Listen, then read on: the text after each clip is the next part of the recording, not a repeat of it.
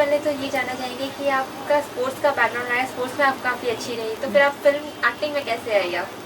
आपको पता है pursuing sports as a career for a female specially in India is very very difficult. और वैसे भी क्रिकेट को छोड़कर आजकल थोड़ी हॉकी खेल लेते हैं लोग शायद चकदे के बाद, और लॉन टेनिस को छोड़ के कोई भी स्पोर्ट्स को, कोई भी गेम को इतना तवज्जो नहीं दिया जाता, और बहुत मुश्किल होता है किसी भी प्लेयर को एक लेवल के बाद खेलना। और आई एम श्योर बहुत सारे स्पोर्ट्स में जो बहुत एक लेवल पे खेल चुके हैं और खेलना चाहते हैं आगे, उन्हें छोटी छोटी चीज़ों के लिए बहुत मुश्किल होती है। यहाँ तक कि आप जब प्रैक्टिस पे जाते हैं, आपके स्पॉन्सरशिप्स, लोग जहाँ पे आपको आपके प्रॉपर इक्विपमेंट्स, कोचेस, एवरीथिंग।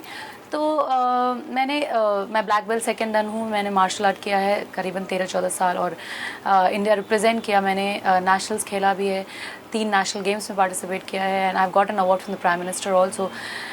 लेकिन एक पॉइंट के बाद जब मुझे एहसास होने लगा कि बहुत ही मुश्किल है इसके बाद आगे जाना, और I wanted to do loads of other things, तो मुझे लगा कि ठीक है, मेरी जो सेल्फ कॉन्फिडेंस है वो कहती है कि I deserve more, and if I work hard I can really do it. तो मुझे लगा कि चलिए मेहनत करते देखते कहाँ पहुँचते हैं। और चूँकि मेरा आर्ट्स बैकग्राउंड भी था और मैं एक कथक डांसर भी हूँ, और बचपन से ही मैंने थिएटर किया है, तो मुझे अच्छा लगा, और मैं इस लाइन में धीरे धीरे आ गई। तो क्या कभी इस बात का रिग्रेशन रहा आपको कि आप स्पोर्ट्स में आगे नहीं बढ़ सकते? नहीं, इससे आगे क्या हो कि आपने इंटरनेशनल खेल लिया, मतलब ऑफ कोर्स इससे आगे तो कोई लेवल होता ही नहीं है, चाहे वो कोई भी गेम हो। लेकिन थिंग इज़ कि हाँ, जिस गेम को मैं खेल रही थी उस गेम को उतनी इम्पोर्टेंस नहीं दी जाती है यहाँ पर, और इनफैक्ट कोई भी गेम को नहीं दी जाती है ज़्यादा, बहुत कम ही गिने चुने गेम्स हैं जिनको इम्पोर्टेंस दी जाती है। लेकिन जिस सेटिस्फैक्शन लेवल पर मैं खेलना चाहती थी मैंने ज़रूर खेला, और आज भी एक स्पोर्ट्स बैकग्राउंड होने के कारण मुझे बहुत सारी और चीज़ें मिली हैं स्पोर्ट्स से। So I am very happy that sports has always been my first love. आपको फर्स्ट प्रोजेक्ट आपको कैसे मिला? गरम मसाला फिल्म में और एड्स में, वैसे ही जैसे सारे लोग पोर्टफोलियो बनवाते हैं, ऑडिशंस के लिए दौड़ते हैं, और मैंने भी मैं हर ऑडिशन के लिए दौड़ती थी, और फिर मुझे एड फिल्म्स मिले। और आप you can name the biggest of the brands from ICICI, Hero, Honda, Bajaj, Cadbury, बैट्स, ब्रिटानिया, मस्कचेस का मिंटो फ्रेश। और मेरी मिंटो फ्रेश की ऐड बहुत फेमस हो गई थी, मैना को करना हो इम्प्रेस, लो खाओ मिंटो फ्रेश। फिर मैक लुब्रिकेंट का एक ऐड था जिसमें एक खाली बाइक वापस आती है, जवाने जाने मन गए, वो गाने पर था। तो I did couple of ads like that. उसके बाद मैंने प्रियदर्शन सर के साथ एक पाको पेन का ऐड किया था, जहाँ I shared the screen with mister Amitabh Bachchan also, and I told Priyadarshan sir की सर अगर कभी आप फिल्म बनाए न्यू कमर्स के साथ तो मैं ज़रूर आपके साथ फिल्म करना चाहूँगी। और अचानक से ऐसे ही 2-3 महीने के बाद एक फ़ोन आया और सर ने बोला, "This is Priyan here. Do you want to do a film with me?" And I was like, "Of course." And this is how I got Garam Masala. आप जब एक्टिंग कर रही थी उसके लिए आपने एक्टिंग की कोई क्लासेस कुछ ऐसे? मैं बचपन से ही थिएटर करती आई हूँ, मुझे अच्छा लगता है, और उसके बाद कॉलेज में भी किया मैंने। फिर अभी भी मैं प्लेस करती हूँ, अभी भी एक प्ले के प्रिपरेशन में हम लोग लगे हुए हैं। तो नहीं, तो अक्सर कहा जाता है जो एक्टिंग होती है वो अंदर से आती है, उसे सीखा नहीं जाता है। तो लेकिन आजकल जैसे एक्टिंग की कोचिंग क्लासेस चल चुकी है, तो आपका क्या कहना है इस बारे में, क्या मानती हैं आप? मुझे नहीं लगता कि एक्टिंग सीखा नहीं जा सकता। टेक्निकली तो आपको सीखना ही पड़ता है, क्योंकि थिएटर एक्टिंग, नेचुरल एक्टिंग और कैमरा एक्टिंग बहुत अलग चीज़ें होती हैं। जो चीज़ आप थिएटर में करते हैं, एक स्टेज पे परफॉर्म करते हो, वो सेम चीज़ आप कैमरा में नहीं कर सकते हैं। आपके पूरी भाव, बॉडी लैंग्वेज सब कम हो जाती हैं, और बहुत सारी चीज़ें हैं जैसे आप ऑफ कोर्स जितने लोग थिएटर करते हैं उनको भी पता है। लेकिन हाँ, ऑफ कोर्स दैट जो character, getting into the skin of the character जैसा कहते हैं, थिएटर बैकग्राउंड हो तो बहुत ही अच्छा होता है। खासकर आपकी हिंदी अच्छी हो जाती है, और चूँकि हिंदी फिल्में करनी हैं तो क्यों नहीं, तो मुझे लगता है थिएटर बैकग्राउंड होने से बहुत ज़्यादा फ़ायदा होता है, और you should always keep on doing theatres. गरम मसाला आपकी फिल्म जिसमें काफ़ी ग्लैमरस रोल था आपका, तो और उसके बाद जब मधुर भंडारकर की ट्रैफिक सिग्नल आई तो उसमें एकदम काफ़ी सिंपल लड़की का था, तो वो रोल आपको कैसे मिला? गरम मसाला मैंने इसलिए भी लिया था क्योंकि ये नहीं कहूँगी कि बहुत बड़ा लॉन्च था मेरे लिए, लेकिन हाँ सेफ लॉन्च था मेरे लिए, क्योंकि इतने बड़े स्टार्स हैं, इतने बड़ा बैनर था, सब कुछ था, और कमिंग फ्रॉम नो फिल्मी बैकग्राउंड मुझे ऐसा ब्रेक मिलना काफ़ी मुश्किल था मेरे लिए। तो मुझे लगा कि सेफ लॉन्च होगा जहाँ मुझे एटलीस्ट लोग देखेंगे, क्योंकि बहुत सारे लोग हैं, टैलेंटेड हैं, एवरीथिंग इज़ देयर, लेकिन जब तक आपको वो लॉन्च पैड नहीं मिलेगा कोई आपका काम नहीं देखेगा और आप टैलेंटेड घर पे ही रह जाएंगे। So there is no point, I got that launch from there. लोगों ने मेरा जो भी 3 लड़कियां थीं तो ग्लैमरस लुक देखा, तो उन्हें पता चला स्क्रीन प्रेजेंस क्या है, कैसा है। उसके बाद मैंने गोदावरी एक फ़िल्म की थी, साउथ की Telugu film. The director of the film is again a national awarded director called Shekhar Kammula. उनकी जो फिल्म थी उसमें मैं बहुत सिंपल लड़की का रोल कर रही थी। जब मधुर भंडारकर ने सर का एक आर्टिकल आया था कि I am looking for somebody like Smita Patil, तो मैंने उन्हें एक मैसेज भेजा था, I am your Smita Patil. So I think उससे शायद वो इम्प्रेस हो गए और उन्होंने बोला अच्छा आके मिलो। और मैं बहुत ही शैबली एक ब्राउन कलर के कंधे से सलवार सूट में और लूज़ फिट, बाल में तेल लगा हुआ, कोई मेकअप नहीं और गंदा चेहरा करके ऐसे गई, क्योंकि मुझे पता था कि किरदार ऐसा है। मैं गई उनसे मिलने के लिए और उन्होंने मुझे देखा कि और सारी लड़कियां बैठी थी फुल मेकअप में, फुल इसमें of course they are looking very pretty, no doubt, but लेकिन मैं सबसे बुरी दिख रही थी शायद, और उनका ऐसा ही किरदार चाहिए था जो सबसे बुरा दिख रहा हो, इसलिए शायद मुझे वो किरदार मिल गया। ट्रैफिक सिग्नल में जब आपका किरदार था काफ़ी डिफिकल्ट रहा था, तो उसके लिए आपने किस तरह की तैयारी की, किस तरह से आई थिंक सब एक्टर्स के, जितने भी एक्टर्स होते हैं उनका एक पैरामीटर होता है अपने ऊपर काम करने का, वर्कशॉप अपनी तरह से mentally when you start working. मैं भी ट्रैफिक सिग्नल करने से पहले सांता क्रूज पुलिस स्टेशन के सामने, अगर एरोप्लेन पार्क के पास हमने देखा होगा कि काठियावाड़ी लड़कियां बैठती हैं और शीशे के काम किए हुए कपड़ों को बेचती हैं, मैं उनके लुक में ही गई, उनसे दोस्ती की मैंने किया और उनके साथ बैठती थी फुटपाथ पे, 10-15 दिन में बैठी और उनसे सीखा कि कैसे सामान बेचते हैं। तो उस वक्त तो मुझे ऐसा लगता था कि चलो फिल्म नहीं तो अल्टरनेटिव है मेरे पास, ये जॉब मिल जाएगा मुझे तो मजाक की बात है, लेकिन मुझे वो उन्होंने सिखाया कि कैसे तोल मोल करते हैं, कैसे भाव करते हैं।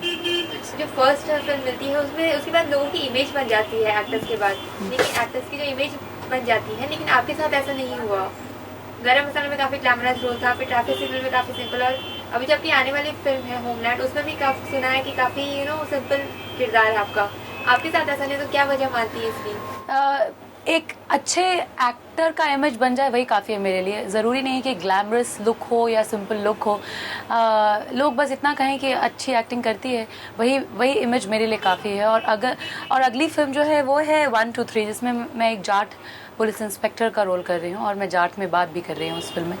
सो आई थिंक जैसे जैसे प्रोजेक्ट्स आते हैं मेरे पास, मैं उसमें से सेलेक्ट करती हूँ और मुझे लगता है कि ये किरदार मुझे सूट करेगा और मैं ये करना चाहती हूँ, मुझे इंटरेस्ट रहता है उस किरदार में, तो मैं वो करती हूँ। मतलब ऐसे सोच के नहीं करती हूँ कि मेरा इमेज ऐसा बनना चाहिए या मुझे ऐसा ही करना चाहिए, ऐसा कुछ मैंने प्लान नहीं कर रखा है। सो आपका कोई ड्रीम रोल है? क्योंकि मैं एक मार्शल आर्टिस्ट हूँ, तो ऑफकोर्स कोई एक्शन फिल्म ज़रूर करना चाहूँगी जैसे कोई एंजेलिना जोली करती हैं, और ज़रूर कथक डांसर भी हूँ तो मुग़ल आज़म की मधुबाला का रोल भी करना चाहूँगी। इसलिए जैसा कि आपने खुद कहा कि मेरा कोई इमेज नहीं है, यस मेरा कोई इमेज नहीं है और अलग अलग किरदार करना चाहूँगी।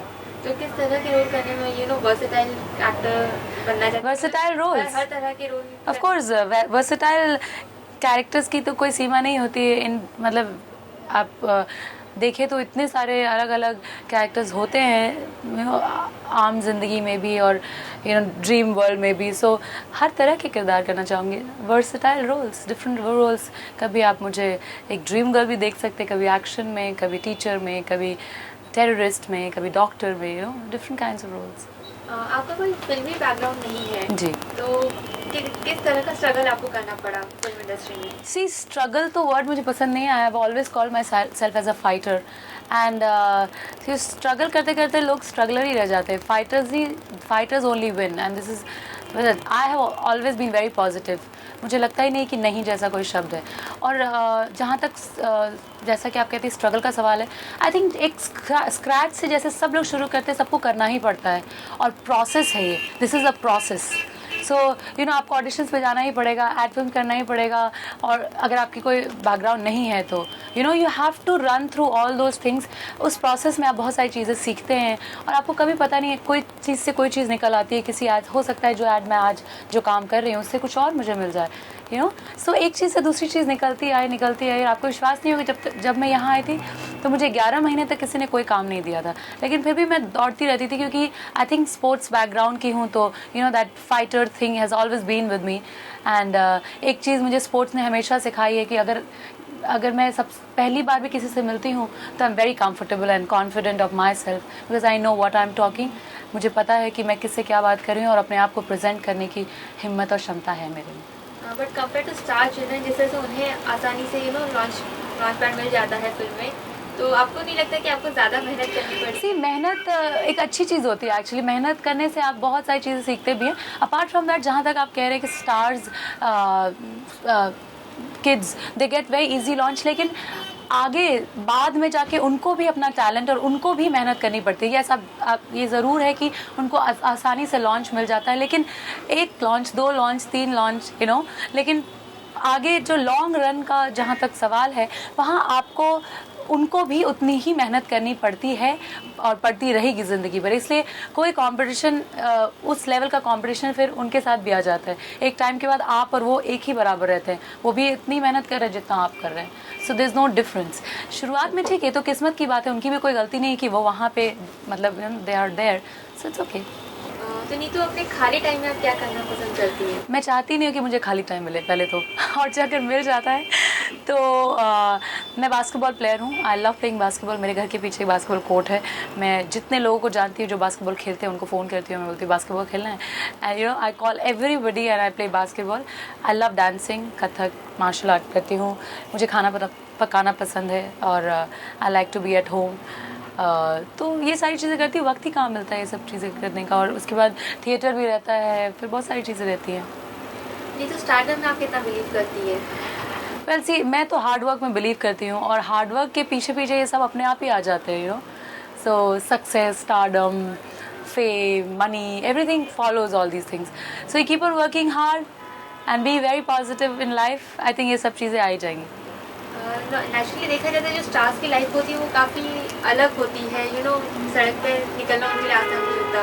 तो कहीं ना क्या कहीं आपको ऐसा लगता है कि यू नो एक आम जिंदगी शायद नहीं जी? अभी मैं दिल्ली गई थी तो वहाँ पे ऐसा हो गया था कि यू नो लोग दुकान में जाने नहीं दे रहे हैं और वो पूछ रहे हैं अरे आप कैसे ट्रैफिक सिग्नल में ऐसे लग सकती हैं और ऐसे ऐसे लगती हैं. वो बात करते ही चले जा रहे हैं. इतने सारे लोग आ गए और बहुत मतलब you know how you just start getting mopped. And मुश्किल तो होते ही अभी तो काफ़ी ज़्यादा होने लगा. पहले मुझे नहीं लगता था इतना ज़्यादा होगा. या मैं तो बहुत ही नॉर्मल सी इंसान हूँ तो मुझे तो थोड़ी बहुत प्रॉब्लम होती है. मुझे लगता है कि मैं भी बाहर जाना चाहती हूँ नॉर्मल. बट अभी थोड़ा प्रॉब्लम है. लेकिन सभी सारी चीज़ों की अच्छाई बुराइयाँ होती हैं. शायद मैं यही करना चाहती थी और इनके साथ ये सारी चीज़ें भी आ गई तो ठीक है. I take as it comes to me. आपका first time camera facing experience कैसा रहा? मुझे याद ही नहीं है कैसा रहा, लेकिन जब कभी कभी कैमरा मेरे सामने आता था तो मैंने कभी ध्यान नहीं दिया कि कैमरा लगा भी कहाँ पे. मैं अपना काम करती थी. Until you know it's a technical shot है, क्लोजअप है तो हाथ इतना ही करना है. वो उसमें मुझे सबसे ज़्यादा परेशानी होती है क्योंकि मुझे लगता है मैं you know as I told you कि थिएटर और कैमरा एक्टिंग टोटली डिफरेंट होती हैं. तो उसमें मुझे लगता है ओहो मतलब यू नो अभी टेक्निकल मैकेनिकल करना पड़ेगा. लेकिन मैंने कभी ध्यान भी नहीं दिया शुरुआत में जब मैं आई थी कि कैमरा कहाँ लगा है, क्योंकि मुझे लगता था वो डायरेक्टर और कैमरामैन का काम है, वो कर लेंगे. मेरा जो काम है मैं कर रही हूँ. सो वही मैं करती थी हमेशा. इसलिए मुझे शायद कभी हिचकिचाहट नहीं हुई कैमरा सामने आने. तो अगर आप एक्ट्रेस नहीं होती तो क्या बनती? एक्ट्रेस नहीं होती तो मैं ज़रूर सोल्जर होती. Okay. What is your motto in life? Just to be a good actress and keep my mother very happy. Of course, my parents very happy. And one thing you can't live without? My mother. Okay. And one thing you never forget to carry? My dignity. Okay. And after so many years of independence, where do you see India? Well, I see India going back from where it started. इतने साल के freedom के बाद भी बहुत सारी चीज़ें हैं जो जो हम बर्दाश्त करते जा रहे हैं और अभी भी कर रहे हैं, लेकिन बहुत सारी चीज़ें हैं जो मुझे अभी मैं कंपेयर कर सकती हूँ कि मैं हिस्ट्री की स्टूडेंट रह चुकी हूँ। तो जब ईस्ट इंडिया कंपनी आई थी और अभी जो ये कॉल सेंटर्स आ रहे हैं, मुझे सेम फील हो रहा है। अभी मुझे लग रहा है ग्रेजुअली वो हमारे कंट्री में एंटर कर रहे हैं और they establishing themselves the way East India Company भी आई थी और उन्होंने धीरे धीरे इस्टेब्लिश कर लिया था और हमारे देश को गुलाम बना दिया था। अब मुझे ऐसा ही फील हो रहा है जब मैं इतने सारे कॉल सेंटर्स सारे सिटीज़ और सारे स्टेट्स में देखती हूँ, तो मुझे अभी डर सा लगने लगा है। और आई एम श्योर बहुत सारे सीनियर्स और बहुत सारे सेनानी अभी भी हैं जो ये सब इन सारी चीज़ों के लिए आवाज़ उठाते हैं, लेकिन मैं तो बहुत ही पेट्रियाटिक हूँ और जहाँ तक मुझसे हो सकता है जिस मेरे लेवल पे मैं ज़रूर कुछ ना कुछ अच्छा करने की कोशिश करती हूँ। नहीं तो एक एक्टर के लिए अवार्ड्स कितना हेल्प करते हैं उन्हें आगे बढ़ने में आपकी नज़र से? मेरी नज़र में है कि तुम खुद को तुम्हें लगे कि अच्छा परफॉर्म किया तो दैट्स एन अवार्ड, लेकिन अगर of course if you getting award वो हमेशा इंकरेजमेंट तो होती ही है। तुम्हें ऑफ कोर्स तुम्हें लगता है अरे मुझे इस बार अवार्ड मिला तो let me work more hard and let me at least make मेरे जो ऑडियंस है उनको खुशी मिले कि हाँ मैं उनके कारण ही मुझे मिल रहा है अवार्ड। अदरवाइज अच्छा काम तो छोटे और बड़े काम सब में करना पड़ता है और करना ही चाहिए। This is what I know मेरे स्पोर्ट्स बैकग्राउंड से, क्योंकि अगर हम एक बार स्प्रिंट मारते थे तो मेरे टीचर बोलते थे एक बार और, तो करते करते करते हर बार के स्प्रिंट में ही हम बेस्ट देते थे। तो it's the same thing. Lastly Neetu जानना चाहेंगे कि पर्दे पर तो आपको सबने अलग अलग किरदार में देखा, लेकिन रियल लाइफ में नीतू कैसी है? मैं बहुत ही सिंपल हूँ।